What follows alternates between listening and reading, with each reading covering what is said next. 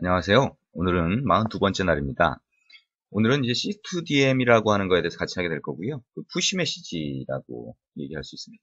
푸시 메시지라고 하는 거는 어떤 걸까요? 자, 간단하게 우리가 그 단말에서 보면 예를 들어서 그런 경우가 있겠죠. 우리가 어떤 앱을 하나 설치를 딱 해놨는데 그 뭐 예를 들면 메모 앱이 됐건 여러분들이 쓰는 어떤 앱이 될 겁니다. 그걸 마켓에서 딱 받아서 설치를 해놨는데 어느 순간인가 갑자기 위에 이렇게 위에 스테이터스 바라고 하죠. 상태바 위쪽에 보시면 거기에 갑자기 업데이트를 하라고 하는 메시지가 딱 뜨는 것을 보신 적이 있으실 겁니다.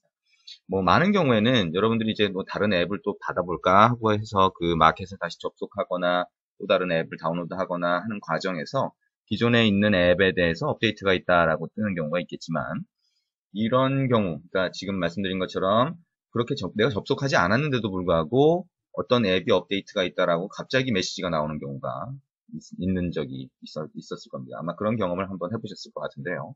그런 경우, 그러니까 나는 뭔가 한 게 없어요. 그러니까 단말은 그냥 가만히 있는 겁니다. 그죠? 근데 갑자기 어떤 메시지가 딱 나타나는 거죠. 그 메시지는 과연 어떻게 온 걸까? 이 생각을 한번 해볼 수 있을 겁니다. 지금 얘기한 그런 경우, 그러니까 내가 단말에서 아무 일도 하지 않았는데 갑자기 어떤 메시지가 날라와서 어떤 정보가 날라와서 그걸 나한테 알려주는 이런 게 푸시 메시지라고 얘기할 수가 있습니다. 즉 뭐냐면 우리가 네트워킹 쪽에서 배웠던 것처럼 같이 봤던 것처럼 소켓이라든가 아니면 HTTP, 웹이라든가 이런 것들은 우리가 커넥션을 처음에 만들게 되죠. 그래서 커넥션을 만들어 놓고 인풋 스트림, 아웃풋 스트림 이런 걸 통해서 데이터를 주고받는데 그런 과정 없이 그냥 단순히 서버 쪽에서 나한테 단말 쪽으로 그냥 메시지를 일방적으로 전달해 준다는 겁니다. 그게 푸시 서비스라고 하는 거예요.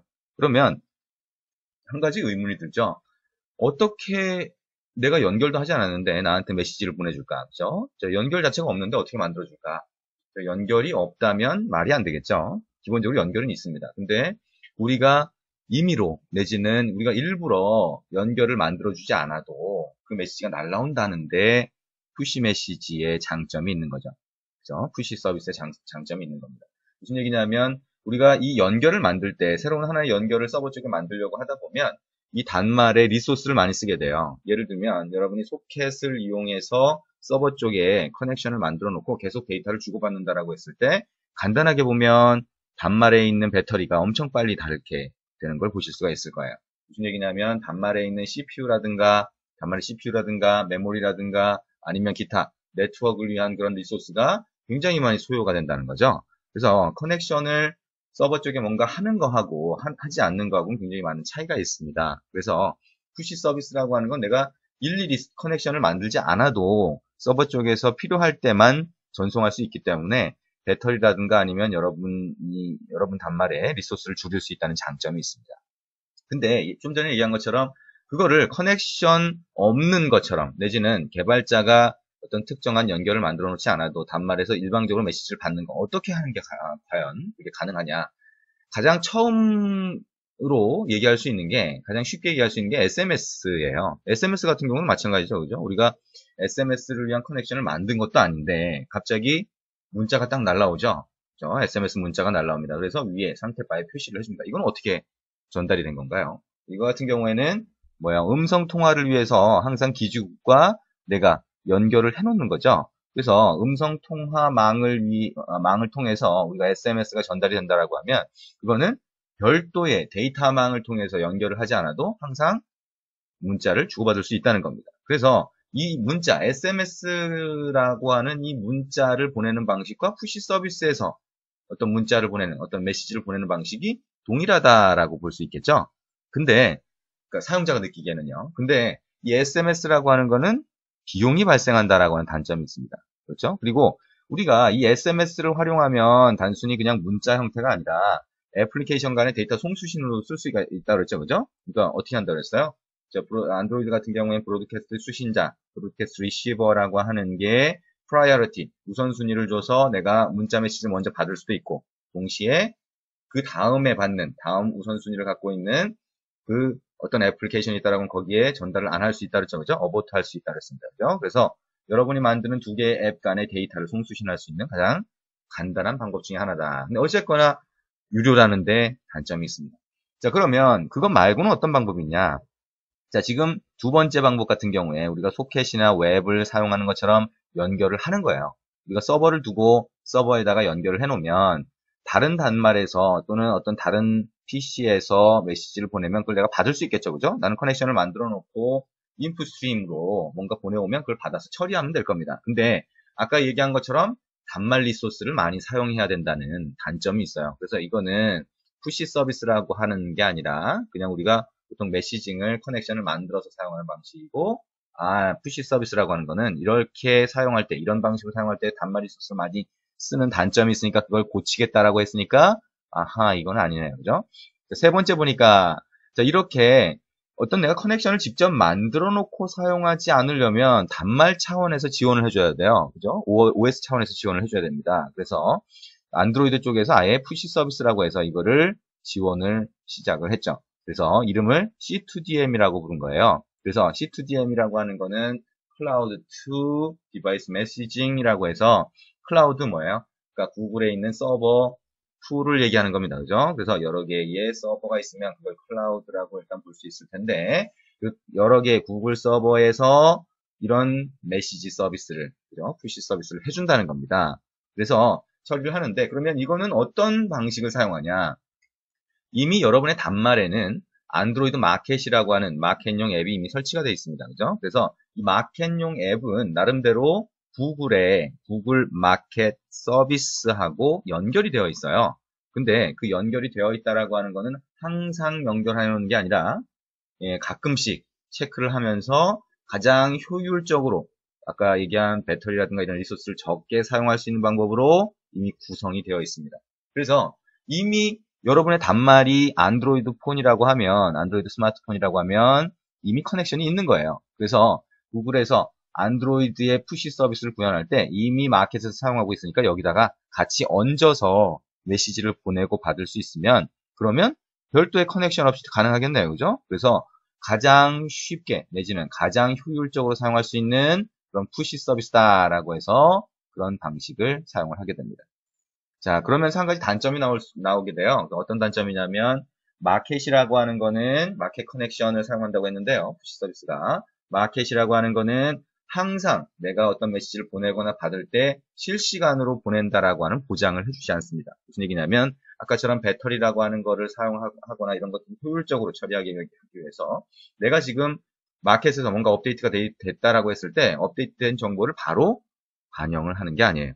그죠? 그래서 그게 1초가 걸릴지 1시간이 걸릴지 보장해주지 않는다는 겁니다. 물론 내가 메시지를 보냈을 때 바로바로 받게 그렇게 처리할 수 있지만 그렇지 않은 경우가 발생할 수 있다라고 하는 단점을 있습니다. 자, 어쨌든 이런 푸시 서비스를 사용하는 가장 큰 이유가 뭘까요? 자, 우리가 어떤 커넥션을 만들려면 우리가 앱을 만들어 놓고 그 앱에서 처리를 해주고 이런 과정들이 필요한데 그러면 또 데이터를 주고받으려면 서버가 필요한데 그거를 구글에 있는 클라우드 서버를 사용하니까 내가 별도의 서버를 둘 필요가 없고요. 그 다음에 이런 메시지를 서로 전송하고 전송한 메시지를 받게 되는데 이거를 어쨌든 내가 별도의 커넥션이 없으니까 효율적으로 처리할 수 있다는 장점이 있는 거죠. 그래서 푸시 서비스를 사용하는 가장 전형적인 예 중에 하나가 원격 제어예요. 단말을 분실하거나 이렇게 했을 때 그때 내가 어떤 데이터, 전화번호부나 이런 데이터가 있어요. 그러면 그거를 없애버리고 싶다. 다른 사람들이 보면 안 된다라고 했을 때 이 푸시 서비스를 이용해서 그쪽에 메시지를 보내면 어떤 앱이 설치가 돼 있어서 여러분의 앱이 화면에 보이지 않는다고 하더라도 그 앱이 전화번호부 데이터를 날려버릴 수가 있죠. 그래서 그 어떤 앱을 하나 여러분 단말에 설치를 해놨을 때 그 앱이 계속 서버에 접속하고 그러면 리소스를 많이 쓰겠죠. 그래서 그런 경우에 리소스를, 그러니까 커넥션을 계속 해놓지 않더라도 분실됐을 때만 그죠? 메시지를 딱 받을 수 있게 그렇게 푸시 서비스를 사용하면 효율적으로 처리를 할 수가 있다는 겁니다. 자, 그러면 어쨌거나 개요에 대해서 너무 좀 길게 얘기했네요. 자, 푸시 서비스 어떻게 처리하냐? 푸시 서비스 그러면 어떤 방식으로 구성할 수 있냐라고 하는 거를 가장 간단하게 보겠습니다. 자, 어떤 단말이 있어요. 자, 이렇게 여러분이 사용하는 단말이 있습니다. 근데 그 단말에다가 내가 어떤 메시지를 보내주려고 하는데 푸시 서비스 형태로요. 서버에서 메시지를 보내주려고 하는데 그 메시지가 여러분이 원하지도 않았는데 딱 날라와요. 안 되겠죠? 자, 원하는 단말만 내가 보내줄 수 있는 거예요. 그죠? 그러면 당연히 단말에 대한 인증 과정이 필요하겠죠. 그래서 단말에 대한 인증 과정을 거치는 그런 게 지금 여기 있는 1번 과정이라고 할 수가 있어요.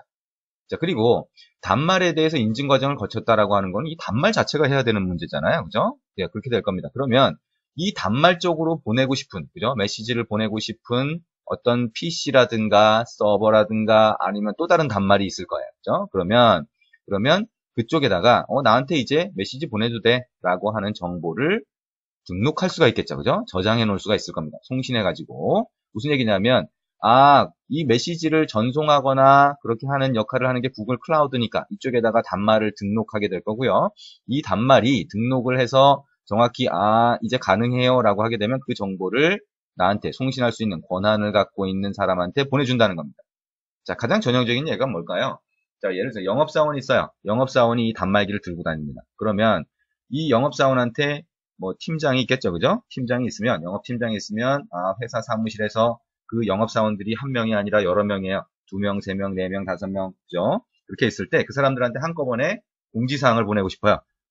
내일 10시에 회의가 있습니다. 라고 해서 보내고 싶다라고 하게 되면 지금 여기 보시는 이런 과정을 거친다는 거죠. 그죠? 영업사원이 처음에 딱 들어왔는데 이 사람이 갖고 있는 스마트폰 단말에, 그죠? 안드로이드 단말에 무조건 팀장이 메시지를 보낼 수 있다. 말이 안 되죠? 그렇죠? 예, 그러다 보니까 적어도 이 사람의 전화번호를 이 사람이 갖고 있어야 될 거 아니에요. 예를 들면 이것처럼 이런 푸시 서비스를 사용을 하려고 그러면 단말 등록을 하고 이 영업사원이 팀장의 PC 쪽으로 나한테 보낼 수 있는 정보가 이겁니다 라고 등록을 해주면 그 다음부터 이 사람한테 메시지를 보낼 수가 있는 겁니다. 그렇죠? 그래서 간단하게 보면 이런 형태의 과정이 필요하다라고 볼 수가 있어요. 좀 더 구체적으로 볼까요? 자, 조금 전에 봤던 그런 간단한 과정이 실제로 구글 클라우드라고 하는데 보면 서버가 여러 개가 있습니다. 그래서 지금 보시는 것처럼 단순히 하나의 서버가 모든 걸 다 처리하는 게 아니라 여러 개의 서버가 있어서 처리를 해주는 거예요. 그래서 이게 영업사원 단말이라고 보면 영업사원 단말이 처음에 아까 얘기한 것처럼 첫 번째 단계 뭐예요? 구글 클라우드에 등록을 합니다. 단말을. 그렇죠? 단말 등록을 해요. 단말 등록을 하면 구글 클라우드가 이쪽 단말에서 푸시 서비스를 받을 수 있게 해달라고 하는구나 라고 이해하겠죠. 그죠? 이게 뭐냐면 C2DM 프론트엔드라고 하는 서버입니다. 자, 그 다음에 두 번째 뭐예요? 그 인증된 정보, 등록된 정보가 있으면 그거를 영업 팀장한테 보내줘야 되죠. 그죠? 그래야 이 사람이 그 정보를 이용해서 메시지를 이 영업사원한테 보내줄 수 있을 테니까요. 그러면 이 사람이 보내준 어떤 정보, 이 등록했던 정보가 있으면 그거를 어떻게 할 수 있냐면 여기 있는 것처럼 로그인 과정에 사용을 할 수가 있어요. 그래서 이거는 구글 서버 중에 클라이언트 로그인이라고 하는 이쪽용 서버가 있습니다. 그래서 그쪽으로 로그인을 하는 과정을 거치게 되면 그 다음부터는 어떻게 돼요? 메시지를 이 사람이 영업팀장이 영업사원한테 보낼 수가 있습니다. 그러면 메시지를 이 사람이 5번에서 딱 보냈다. 5번 과정으로 보냈다라고 하면 로그인된 상태가 정확히 맞는지 그 다음에 이 메시지가 지금 당장 안 갈 수도 있으니까 일단 큐에다가 넣어서 순서대로 만약 밀려 있으면 순서대로 보내달라라고 하겠죠. 자, 그런 형태로 큐에다 집어넣는 게 필요할 거고 그 다음에 메시징 서버라고 하는 게 있어서 얘가 최종적으로 이 단말 쪽으로 보내주게 됩니다. 뭘로? 마켓 커넥션을 사용한다 그랬죠. 그죠? 안드로이드 마켓용 연결을 이용해서 이쪽으로 보내주는 과정이 필요하게 됩니다. 자, 이렇게 보면 굉장히 복잡해요. 그죠? 그래서 지금 설명을 했지만 대충 그런가 보다 생각은 드는데 정확히 뭐 좀 이해는 안 돼요. 그죠? 여러분이 결국에는 이해해야 될 부분은 뭐냐? 조금 전에 왔던 요 정도의 과정이면 충분해요. 무슨 얘기예요? 당연히 내가 팀장한테 보낼 수 있게 하려고 하면 전화번호라도 알려줘야 되는데 그러면 그 전화번호 알려주게 되면 보내주는 게 구글 클라우드니까 이쪽에다가 단말이 클라우드 쪽에 등록을 해줘야 되고 등록된 정보를 팀장한테 보내줘야 팀장 PC로 보내줘야 되고 그 다음에 이쪽에서 메시지를 보내면 당연히 메시지를 받겠죠. 자, 이 과정, 요 정도만 알아도 여러분이 코드가 어떻게 구성되어 있는지 이해를 하실 수가 있을 겁니다. 자, 어쨌든 이런 과정들을 거쳐서 하게 되는데요. 이거는 이제 사용자가 사용하는 방식에 대한 설명이었어요. 여러분이 만약에 개발자로서 이런 서비스를 구성을 한다라고 했을 때는 여러분이 만드는 앱을 C2DM 서비스에 등록하는 과정이 필요합니다. 그래서 등록하는 과정은 여기 보시는 것처럼 이 페이지가 있어요. codegoogle.com 해서 C2DM 사인업이라고 하는 페이지가 있습니다. 여기 들어가서 여러분이 단말이 아니라 여러분의 만든 앱을 등록을 먼저 해야 됩니다. 예를 들면 이 샘플 애플리케이션 조금 이따 보겠지만요. 제공되는 샘플 애플리케이션이 있어요. 그러면 샘플 프로젝트 파일에서 정의한 여러분의 앱은 뭘로 구분인데요? 패키지 이름으로 구분됩니다. 그죠? 그래서 예를 들면 org.androidtown. 제공되는 프로젝트 파일이 pushnote라고 하는 건데요. push.note라고 하면 push.note라고 하는 패키지 이름을 이용해서 여러분의 뭐 필요하면 계정하고 해서 여기다 딱 등록을 하게 되면 그 정보가 여기서 인증이 되고 등록이 되게 됩니다. 그거는 이제 애플리케이션 자체에 대한 거예요. 그래서 여러분이 어떤 애플리케이션을 만들어서 사람들이 쓰게 하려고 하면 애플리케이션 등록 과정도 필요하다라고 생각을 하시면 됩니다. 자, 근데 그런 애플리케이션 등록 과정을 할 때요, 여기 제공되는 샘플 프로젝트 파일이 있는데 그 프로젝트 파일의 패키지 이름하고 다르게 해야 되겠죠, 그죠? 그래서 여러분이 이제 샘플 프로젝트 파일에서 이 프로젝트를 여러분이 만든 것처럼 해서 등록을 직접 한번 해보고 싶다라고 하게 되면 아까처럼 org android town push note라고 하는 패키지 이름을 여러분이 생각하는 패키지 이름으로 변경한 다음에 여기다 등록을 해야 될 겁니다. 자, 그래서 아까 우리가 1번부터 10번까지 봤던 그 과정을 이렇게 좀 상세하게 적어본 거예요. 순서대로. 그래서 이 순서를 보시면 그렇게 되는구나 라고 이해할 수 있을 텐데 지금 봐도 잘 이해가 안 되죠. 그죠? 예, 코드를 먼저 보면 이해가 좀 더 쉬울 겁니다. 코드를 보고 나서 그 각각의 과정을 한번 이해해 보시기 바랍니다. 자, 그러면 이제 제공되는 샘플 프로젝트 파일에 대해서 같이 설명을 통해서 이해를 해보려고 해볼 텐데요. 자, 일단 샘플 프로젝트 파일을 실행해 보면 이렇게 pushnote라고 하는 이름으로 되어 있습니다. 자, pushnote라고 하는 건 여러분이 그냥 간단한 메모장 같은 형태를 생각하시면 되는데요. 그 메모장을 여기 화면에서 얘기하는 게 아니고요. 메모장에 어떤 글이 있다라고 했을 때 그 글을 상대방한테 다른 단말들로 보내주는 거를 얘기를 합니다. 그래서 pushnote라고 하는 그런 일종의 데이터 전송을 위한 예제라고 보시면 돼요. 그래서 전송할 데이터는 예를 들어서 하나의 A라는 단말이 있고요. 아까 얘기한 것처럼 푸시 서비스 아까 제가 예를 든 게 뭐였어요? 영업팀장이 영업사원들한테 보낼 때 어떻게 해요? 영업팀장의 PC로부터 보내게 되죠. 그래서 일반적으로 C2DM이라고 해서 C2DM 푸시 메시지라고 하게 되면 애플리케이션 서버라고 하는 개념을 얘기합니다. 그 애플리케이션 서버라고 하는 건 뭐냐면 그 영업팀장의 PC가 있으면 영업팀장의 PC에서 그 회사의 서버 쪽을 경유해서 메시지를 보내게 된다는 거예요. 그래서 그 회사에 또 서버가 있고 그 다음에 또 어떻게 돼요? 구글의 클라우드가 있을 거 아니에요. 클라우드 서버가 있겠죠? 그 다음에 영업사원의 단말이 되는 겁니다. 굉장히 복잡한 과정을 거치게 되죠. 그래서 그거를 복잡하게 생각할 필요가 없다라고 여기서는 얘기를 하고 있어요. 무슨 얘기냐면 단말에서 단말로 보내면 훨씬 개념이 깨끗해지잖아요. 쉬워지잖아요. 그래서 여러분의 단말이 있으면 여러분의 여자친구, 남자친구한테 메시지를 보내고 싶다. 그럼 뭐예요? 내 단말에서 바로 구글 클라우드 서버로 보내서 그 다음에 상대방 단말로 보낼 수 있겠죠. 여러분의 PC가 있으면 PC에서 바로 구글 클라우드 서버로 보내서 여자친구나 남자친구의 단말로 메시지를 보낼 수 있겠죠. 그죠? 자, 그렇게 좀 더 간단하게 하면 애플리케이션 서버라고 하는 게 누가 그 역할을 해요? 애플리케이션 서버라고 하는 역할을 내가 보내는 단말이 애플리케이션 서버 역할을 하든지 아니면 보내는 PC가 애플리케이션 서버 역할을 할 수 있을 겁니다. 그죠? 근데 그것보다 더 단순화해서 지금 이 예제에서는 두 개의 단말을 여러분이 가지기가 힘들잖아요. 그래서 그거 자체를 두 개의 단말이라고 하는 걸 하나로 합쳐버린 거예요.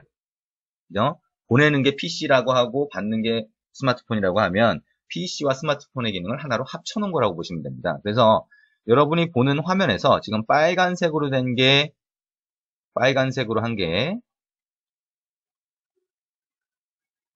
자, 지금 빨간색으로 한 게 수신 단말이라고 보시면 돼요. 영업사원의 단말이라고 보면 됩니다. 그죠? 그 다음에 여기 있는 부분, 화면상에서 중간에 있는, 이 무슨 색깔인가요? 파란색인가요? 파란색은 좀 틀려서.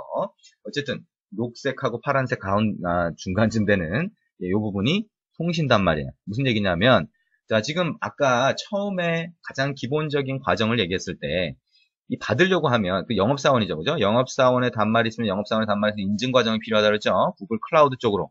그러면 구글 클라우드 쪽으로 인증하는 부분이 요 윗부분에 있다고 보시면 돼요.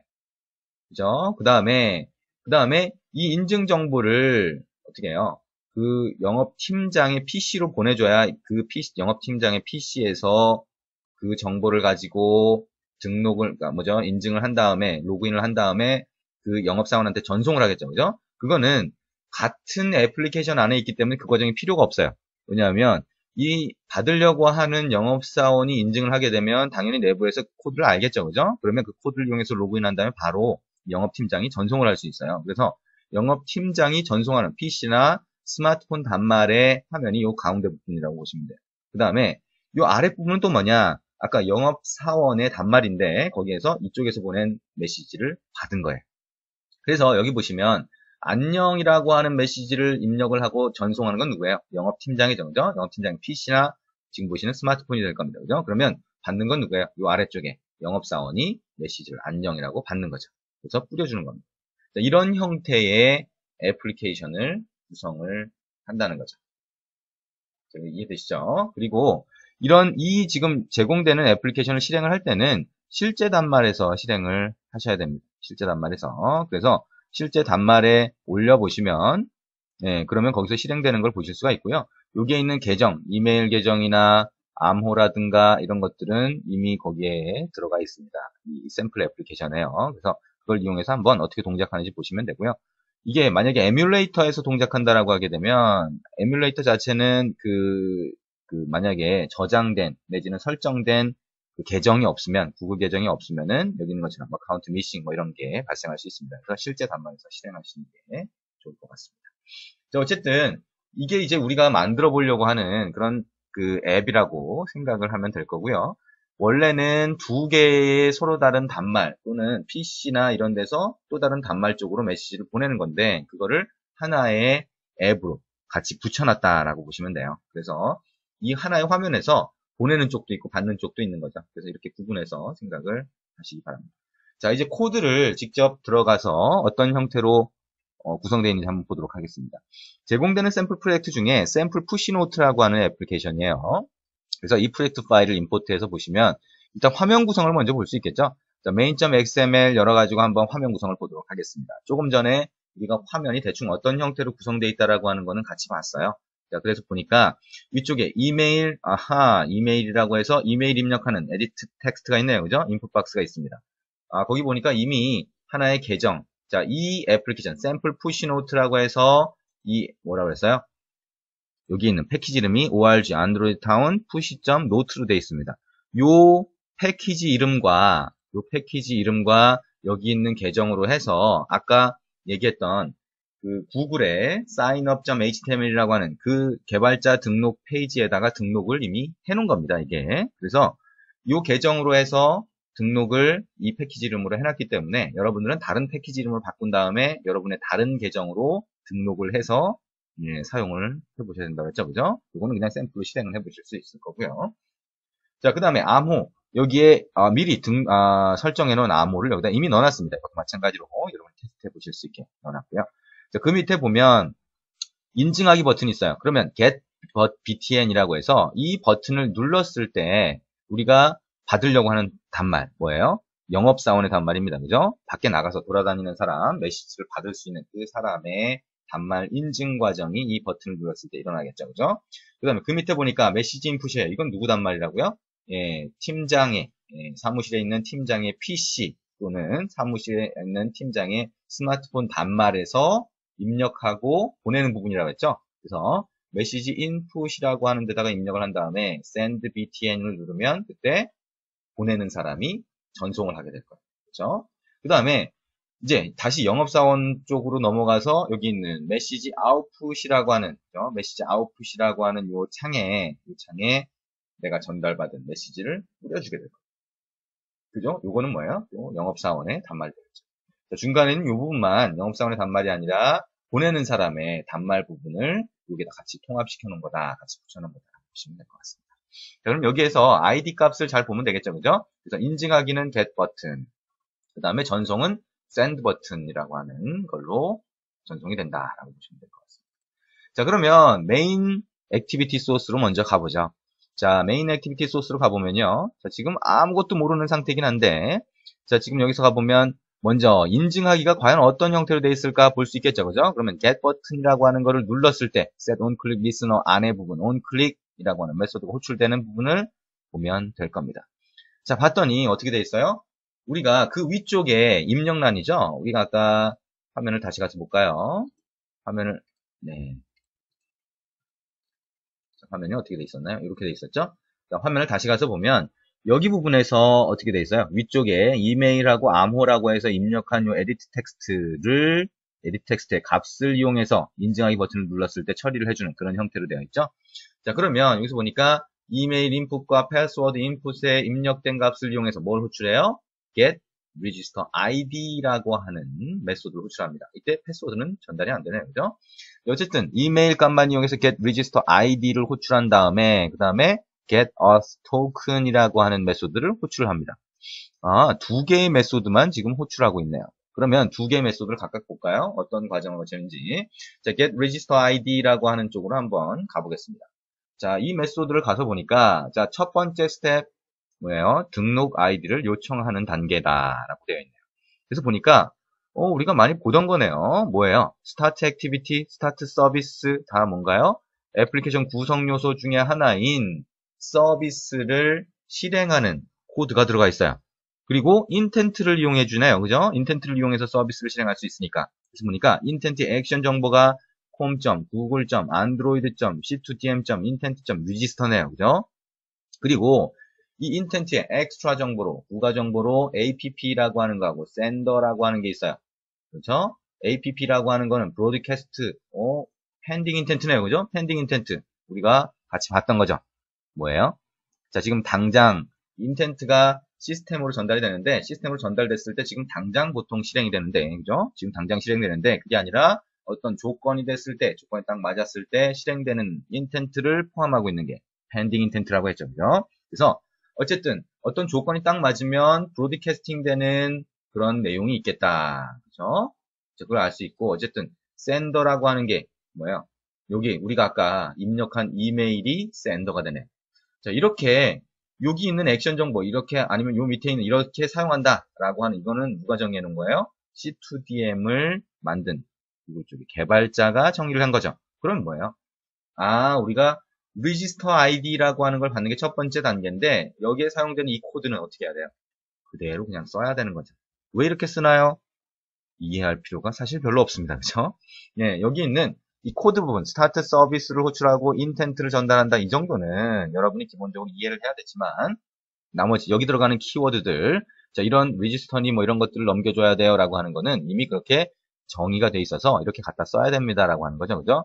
결국에는 여기서 새로 정의한 get register id라고 하는 거를 여러분이 사용을 하면 된다라고 하는 거예요.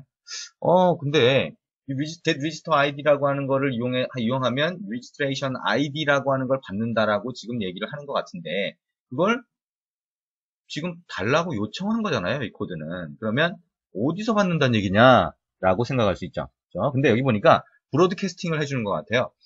그러면 브로드캐스팅을 어떤 조건이 맞으면 딱 던져준다는 거니까 그 조건이 맞는 거는 대충 생각했을 때 이게 등록이잖아요. 리지스터잖아요. 그러면 이 단말에서 구글 클라우드 쪽으로, 구글 서버 쪽으로 등록이다라고, 등록이 필요하다라고 해서 던져주면 그쪽에서 이거 등록값이에요 라고 다시 응답을 보내주겠죠. 그죠? 그러면 그 응답이 왔을 때 브로드캐스팅, 메시지로 내가 알 수 있다라고 하는 그런 짐작을 할 수 있겠죠. 그죠? 예, 아마 그렇지 않을까 생각해 볼 수 있을 거예요. 자, 그러면 다시 프로젝트 파일에서 여기 이제 org android town.push.note라고 하는 패키지 안에 보시면 C2DM 리시버라고 하는 게 있어요. 그죠? 자, 그거를 한번 선택해서 보도록 하겠습니다. 자, 그걸 선택해서 보니까 지금 이게 뭔지 모르고 일단 들어가 봤어요. 들어가 봤더니 뭐야? C2DM 베이스 리시버라고 하는 클래스를 상속해서 C2DM 리시버라고 정의가 되어 있어요. 이건 뭐예요? 우리가 직접 정의를 한 클래스입니다. 그죠? 이게 제공되는 게 아니라 C2DM 베이스 리시버가 제공이 되고 그걸 이용해서 새로 정의를 한 거예요. 자, 그래서 이 안에 보니까 뭐가 있어요? onRegistered라고 하는 메소드가 있습니다. 뭐예요?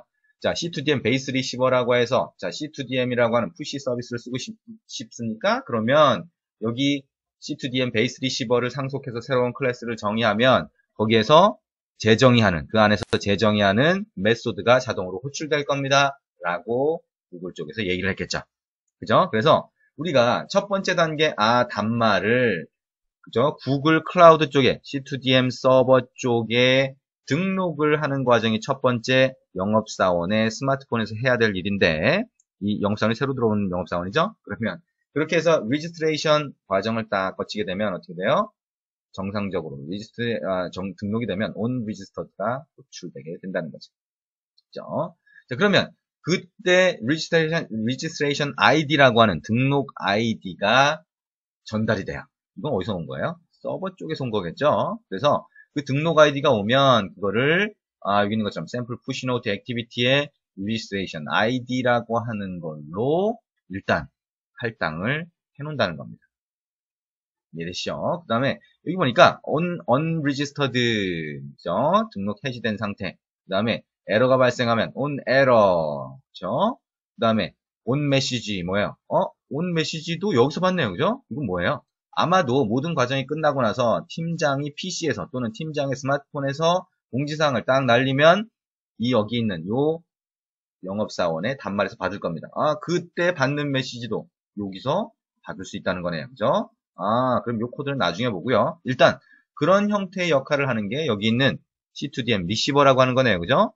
C2DM이라고 해서 푸시 서비스를 처리할 때는 이 단말에서, 그죠? 누구 단말이에요? 영업사원의 단말. 그죠? 메시지를 받을 사람의 단말에서 리시버를 하나 정의해서 그 안에서 처리하는구나. 결국에는 이 코드가 제일 중요한 코드가 되겠죠. 그죠? 네, 이걸 보면 그리고 나머지 액티비티에 있는 아까처럼 get register ID 이런 것들을 호출하는 건 그대로 갖다 복사해서 쓰면 되겠네요. 그렇죠? 이 부분만 여러분이 필요하면 바꿔주면 될 거예요.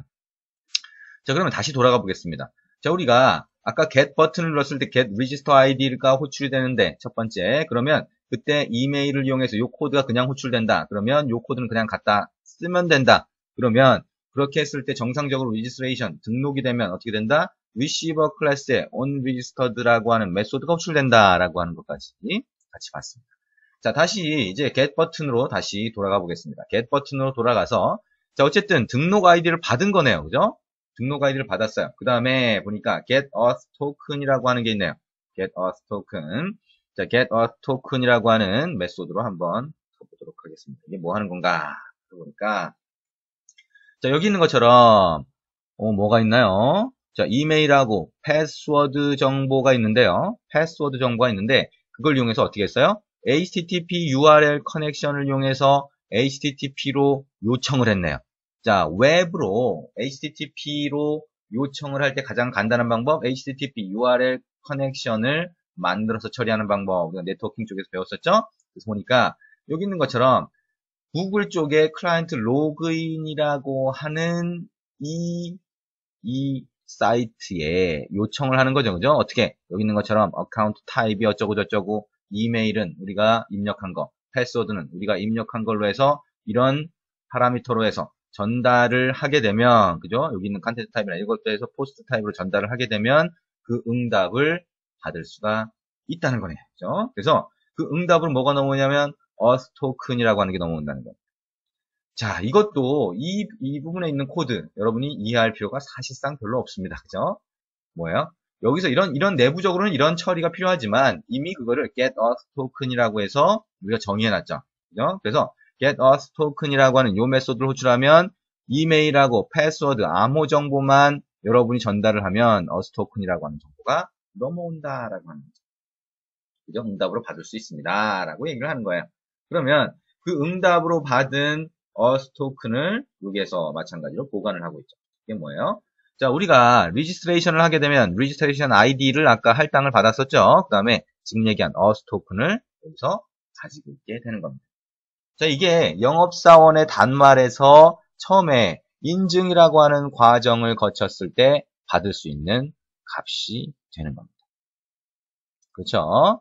그리고 auth token이라고 하는 거는 뭐예요? 자, 이 이메일하고 패스워드 정보는 그 영업사원의 단말이 아니라 지금 영업팀장이 PC나 아니면 자신의 스마트폰에서 정보를 메시지를 그 영업사원에게 보내고 싶을 때 그때 사용하는 정보라고 할 수가 있어요.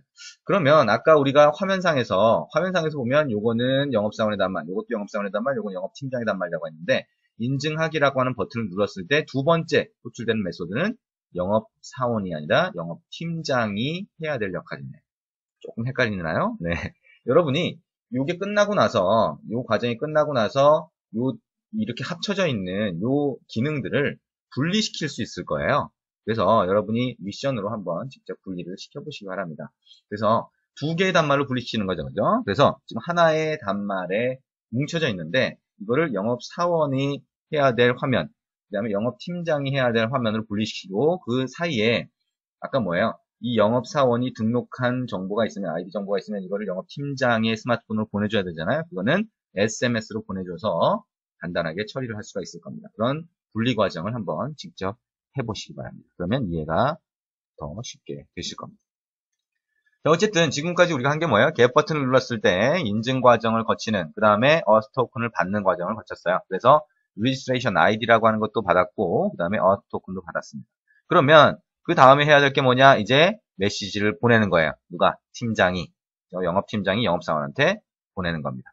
그러면 여기 안에 보니까 send 버튼을 눌렀을 때일 텐데요. 그때 보니까 send C2DM이 있네요.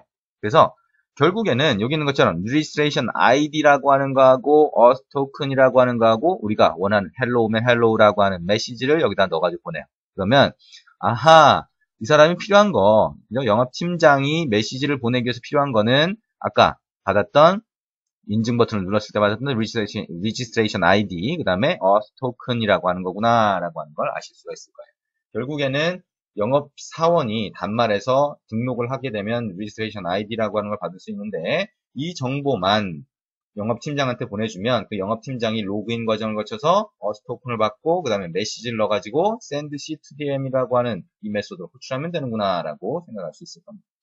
자, 그러면 send C2DM을 한번 가볼까요?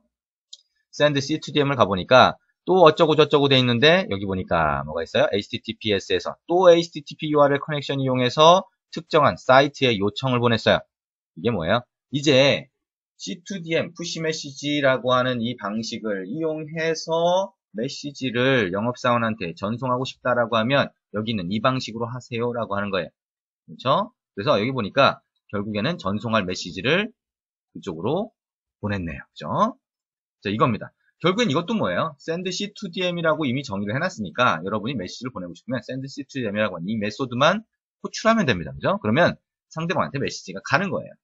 그죠? 그러면 상대방이 메시지를 받을 때는 어떻게 받아요?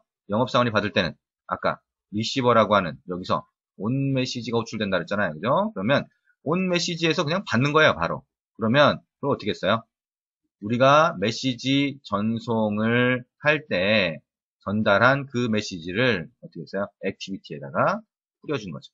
근데 액티비티가 이미 화면에 나와 있는 거니까 그거를 new task, 그 다음에 single tab이라고 하는 플래그를 넣어서 보여주게 된 겁니다. 그러면 필요한 메시지만 싹 바뀌게 되겠죠? 그죠? 액티비티상의 메시지만 바뀌어서 보이게 될 겁니다. 여기 있는 MSG라든가 from이라든가 action이라든가 이런 정보들은 우리가 전송한 부분에 들어가 있어요. 어디? 여기 보니까 데이터 액션, 데이터 MSG 다 여기서 넣어주고 있죠. 그렇죠? 자, 결국에는 send C2DM이라고 하는 걸 여러분이 좀 수정해야 될 필요가 있을 수도 있어요. 왜냐하면 메시지라고 하는 거를 이런 형태로 넣어주고 받겠다라고 하는 걸 만약에 바꾸고 싶다라고 하면 바꿀 수 있는데요. 이거를 그냥 간단하게 메시지 하나만 보내는 거면 바꿀 필요 없이 그냥 이 코드를 그냥 그대로 쓰셔도 됩니다. 자, 이제 코드를 보면 자, 상세한 코드를 메인 액티비티에서 상세한 코드 부분을 다 보고 이해를 하려고 하면 좀 복잡해 보일 수 있는데요. 우리가 버튼을 눌렀을 때 뭐가 호출되는지만 보면 정말 간단합니다. 그죠? 자, 인증 버튼을 눌렀을 때는 get register ID라고 하는 걸 호출하면 되고 이메일 정보만 전달해주면 registration ID가 넘어와요. 그걸 얘가 여기서 갖고 있는 거예요. 그죠? 그 다음에 두 번째, 이 정보를 이제 영업팀장한테 PC로 보내주면 그 PC에서 예를 들면 get us token이라고 해서 로그인 과정을 거치는 거예요. 로그인 과정을 거치고 나서 us token을 받는 거죠. 그죠? 인증 토큰이라고 하는 정보를 받아요. 그래서 이메일 정보하고 패스워드를 넘겨주니까 us token이라고 해서 그 정보를 얘가 받은 거예요. 그러면 그 다음에 내가 메시지를 보내고 싶어요. 그럼 어떻게 해요? send C2DM이라고 하는 메소드를 호출하면서 아까 받았던 registration ID하고 us token하고 넣어준 다음에 우리가 보내고 싶은 메시지를 파라미터로 전달해주면 됩니다. 여러분이 C2DM을 쓸 때 아까 설명한 그 코드, 복잡한 메소드 호출하는 이 아래쪽에 있는 코드 이해해야 될까요? 별로 이해할 필요가 없습니다. 그죠? 가장 기본적인 메커니즘은 이해를 하면 좋은데 그걸 이해하지 않아도 지금 얘기한 것처럼 인증은 요 두 개 호출하세요. 그죠? 여기 만약에 메시지 보내고 싶으면 요 메소드 호출하세요. 끝입니다. 그죠? 그러면 어떻게 받아요? 리시버 쪽에서 온 메시지로 받습니다. 그죠? 그러면 여기 안에서 필요한 작업을 여러분이 해주시면 되겠죠. 자, 그게 C2DM입니다. 코드가 굉장히 복잡하고 내부적인 메커니즘도 복잡해요. 근데 그거를 지금 제가 어떻게 설명을 했냐면 그 복잡한 과정을 다 생략하고 간단하게 생각했을 때 지금 얘기한 이 버튼을 눌렀을 때 호출되는 메소드만 보시라. 그 다음에 리시버, 브로드캐스트 리시버 안에서 메시지를 받았을 때 처리한 부분이 이 부분이다라고 설명을 한 겁니다. 자, 이거를 실제 보면 이 다시 프로젝트 쪽으로 가서요. 프로젝트 쪽으로 가서 보면 여기 있는 것처럼 앱 엔진 클라이언트라고 하는 게 있고 다시 또 콤, 구글, 안드로이드 C2DM이라고 해서 별개의 메소드, 클래스들이 이렇게 또 있어요. 그죠? 자, 이건 이미 제공된 클래스들입니다. 그 다음에 매니페스트 쪽을 가서 보면 매니페스트 쪽의 파일을 한번 열어보면 굉장히 복잡하게 돼 있어요. 자, 우리가 메인 액티비티는 이거죠. 그죠? 샘플 푸시 노트 액티비티인데 그 다음에 여기 있는 서비스라고 해서 C2DM 리시버라고 해서 얘가 서비스로 돼 있네요. 그죠? 그 다음에 여기 보면 전혀 모르는 이상한 리시버들이 있어요. 그죠? C2DM 브로드캐스트 리시버, 그 다음에 리시브, 액션 정보가 따로 있고, 그 다음에 여기 보시면 권한 같은 것도 인터넷 권한, get account 권한, 굉장히 많은 것들이 있는 걸 보실 수가 있어요. 자, 이런 정보들 여러분이 웬만한 경우에 그대로 복사해서 사용을 하시면 됩니다. 여기 있는 것처럼 퍼미션이 C2DM 메시지라고 하는 퍼미션이 필요하고, 그 다음에 리시브라고 하는 C2DM 쪽에 권한이 필요하다. 그죠? 그 다음에 get account 같은 게 있어야 단말에 있는 계정 정보를 가져올 수 있다. 자, 대충 한번 보시고, 그렇구나라고 이해하시면 돼요. 근데 나머지는 그냥 복사해서 사용을 하셔도 무방하다라고. 여기 있는 부분 마찬가지죠. 그대로 복사해서 사용할 수 있습니다. 여러분이 정의한 C2DM 리시버라고 하는 이름만 이 부분에 바꿔주고요. 그 다음에 다른 부분 뭐예요? 이게 서비스로 되어 있구나라고 하는 것만 그냥 이게 리시버가 아니라 서비스로 되어 있네 라고 하는 걸 리시버라고 해놓은 거네 라고 생각할 수 있을 거고요. 그 다음에 여기 보시는 것처럼 메인 액티비티가 이렇게 등록되어 있다라고 하는 걸 아실 수가 있을 겁니다. 여러분이 직접 앱으로 구성하실 때는 여기에 있는 패키지 이름을 바꿀 거고요. 그렇죠? 그 다음에 메인 액티비티 이름 바꿀 거고 여기 있는 서비스 이름을 바꾸게 될 겁니다. 자, 그렇게 해서 나머지는 그대로 복사해서 사용을 하실 수 있을 거고요. 자, 그리고 여기 있는 클래스들도 그대로 갖다 사용을 하시면 되고요. 패키지하고 클래스들도 여기에 있는 두 개의 소스 파일만 수정이 될 겁니다. 자, 의외로 C2DM이라고 하는 거 내부적인 메커니즘은 굉장히 복잡하지만 여러분이 사용을 하실 때는 지금 제가 설명한 그런 내용들을 간단하게 좀 이해를 하고 나면 바꿀 부분은 두 군데밖에 없다라고 하는 걸 아실 수가 있죠. 그죠? 그래서 메인 액티비티 쪽하고 리시버라고 정의된 이 두 개의 부분만 필요한 때에 따라서, 필요한 기능에 따라서 수정해주면 된다라고 이해하실 수가 있을 겁니다. 자, 그러면 다시 한번 정리를 해보도록 하겠습니다. 자, 지금 여기서 본 것처럼 우리가 지금 본 샘플 프로젝트 같은 경우에는 발신하는 쪽, 자, 영업팀장이 PC에서 발신하는 기능과 영업사원이 스마트폰에서 수신하는 기능을 한 화면에 담아놨다 그랬어요. 그죠? 그래서 얘가 발신 역할하고 수신 역할을 같이 해서 구글 클라우드 서버 쪽을 접근을 하고 있습니다. 그죠? 접속을 하고 있어요. 그리고 여기 보면 그 화면 중에서 윗부분하고 중간 부분하고 아랫부분이 서로 다른 두 개의 단말의 화면을 합쳐놓은 거라고 했어요. 그죠? 그래서 인증하기 버튼을 누르면 내가 등록하는 과정이 있게 되고요. 그 다음에 토큰이라고 해서 로그인 과정을 거치게 됩니다. 그 다음에 그 과정을 거친 다음에 발신한 영업팀장이 메시지를 입력한 다음에 전송을 누르면 그거를 영업사원이 이렇게 수신해서 뿌려주게 되는 그런 앱을 한번 직접 만들어 본 겁니다. 자, 그러면 우리가 아까 그 과정을 얘기했었는데요. 그 과정을 다시 한번 정리를 해보도록 하겠습니다. 자, 이 좀 복잡한 과정이긴 한데요. 이 과정을 여러분이 한번 보시면 될 거예요. 아까 얘기한 것처럼 첫 번째 과정 뭐였어요? 단말 등록이었습니다. 그죠? 자, 영업사원이 스마트폰을 새로 샀어요. 영업팀장한테 나한테 이제 메시지 보내주셔도 됩니다. 라고 얘기하고 싶으면 단말 등록을 클라우드 서버 쪽으로 해야 된다 그랬죠. 그죠? 그래서 registration ID라고 하는 값을 얘가 가지게 됐어요. 그러면 registration ID라고 하는 값을 영업팀장의 PC 쪽으로 보내줘야 되겠죠? 그거를 개념적으로는 애플리케이션 서버라고 할 수 있습니다. 그래서 영업팀장의 PC나 스마트폰으로 보내주게 되면 registration ID라고 하는 걸 얘가 가질 수 있게 되죠. 그죠? 그러면 registration ID라고 하는 거 하고 그 다음에 이 구글 클라우드에 로그인을 해서 얻어지는 어스 토큰하고 그 두 가지를 이용해서 메시지를 같이 넣어주면 메시지를 전송할 수가 있습니다. 그래서 send C2DM이라고 하는 메소드를 호출해서 클라우드 쪽으로 보내주면 그쪽에서 수신할 단말 쪽에다가 메시지를 보내주게 되는 거죠. 그러면 이 단말에서 메시지를 받으면 어떻게 돼요? onMessage라고 하는 메소드가 호출돼서 그 안에서 여러분이 필요한 코드를 구성하실 수가 있습니다. 좀 더 복잡하게 구성했던 여기를 보시면 내부적으로 이렇게 구글 쪽에 서버들이 이렇게 있었구나. 아까 처음에 설명을 했는데요. 그러면 아까 얘기한 것처럼 처음에 이 영업사원의 단말이 등록할 때 1번 뭐예요? C2DM, 프론트엔드라고 하는 서버 쪽으로 가네요. 그 다음에 그 인증 정보를 넘겨줘서 이 그 영업팀장의 PC에서 뭐예요? get us token 뭐 이런 걸 하게 되면 어떻게 돼요? 로그인 과정을 거치는 게 되니까 자 여기에서 클라이언트 로그인이라고 하는 서버 쪽으로 접속이 되네요. 그 다음에 프론트엔드 쪽으로 해서 어떻게 돼요?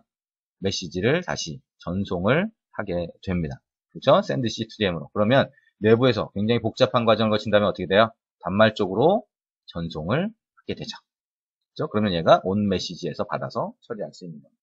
그거를 여기에서 하나씩 정리를 해 놓은 거예요. 그래서 미리 등록된 이메일을 이용해서 처음에 영업사원의 스마트폰 단말에서 등록을 하게 되면 등록 아이디, registration ID를 받게 되고 그거를 영업팀장의 PC 또는 애플리케이션 서버 쪽으로 보내주게 되면 그 정보를 이용해서 뭐예요? 어스 토큰을 수신한다는 거죠. 그렇죠? 그러면 그 정보와 그 등록 아이디와 어스 토큰을 이용해서 이제 전송을 하게 됩니다. 그러면 영업사원의 스마트폰에서 메시지를 받게 되는 거죠. 자, 지금 조금 이제 그 내부적으로 굉장히 복잡한 코드로 구성될 수도 있는데요. 그거를 최대한 제가 여러분들이 쉽게 간단하게 그렇게 생각할 수 있는 그런 부분 위주로 해서 설명을 좀 드렸습니다. 그래서 여러분이 C2DM이라고 하는 거 그 옛날부터 있었던 건 아니죠, 그죠? 그러다 보니까 푸시 서비스라고 하는 게 가능해지는 그런 버전이 딱 나왔을 때 사람들이 이 푸시 서비스를 이용해서 굉장히 많은 걸 할 수 있겠구나라고 생각을 했었어요. 근데 지금은 어떤가요? 지금은 사실 실제 적용을 해보니까 이게 내가 보낸 메시지가 100% 실시간으로 바로바로 주고받을 수 있는 형태가 아닐 수 있다라고 하는 점 때문에 사실 지금은 이런 C2DM이라고 하는 푸시 서비스를 사용하는 경우가 상당히 많이 줄었습니다. 오히려 직접 서버를 구성하거나 이런 형태로 구성하는 경우가 많고요. 그렇긴 하더라도 이 푸시 서비스가 갖는 장점이 아까 있다고 그랬죠, 그죠? 내가 커넥션을 계속 만들 필요가 없으니까 리소스를 적게 쓰게 되고 그래서 만약에 이게 100% 실시간으로 전달이 되는 게 아니라면 반복적으로 메시지를 보내고 그다음에 메시지가 갔는지 확인하는 과정을 보완해서 놓을 수도 있을 겁니다.